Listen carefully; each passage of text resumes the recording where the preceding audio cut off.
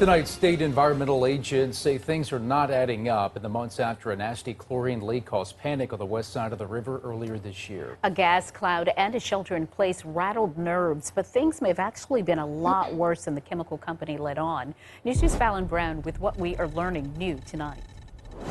Iberville Parish officials want to know what was really going on inside of the Olin plant in Plaquemine back in April. What the company shared publicly appears very different from what it recorded inside of the facility the night of the chlorine leak.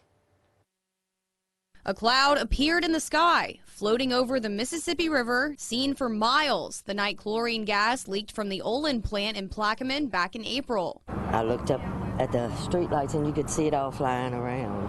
People living around the facility told to shelter in place. They were ordered to turn off their AC and stay inside.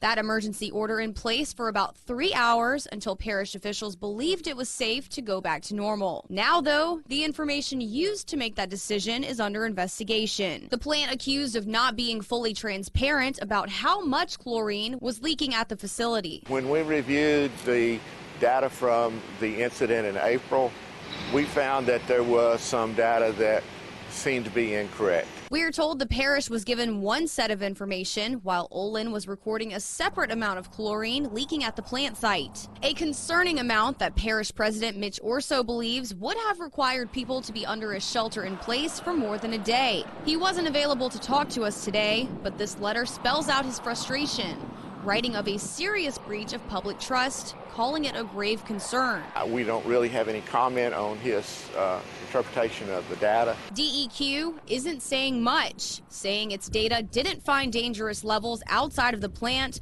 but is concerned about inconsistencies in the data provided by the plant. A routine investigation uncovered. We want to make sure that this process that we employ during emergencies is valid and protects the public. Now a deeper review of the entire incident, alerting parish officials just 2 weeks ago about the troubling new information.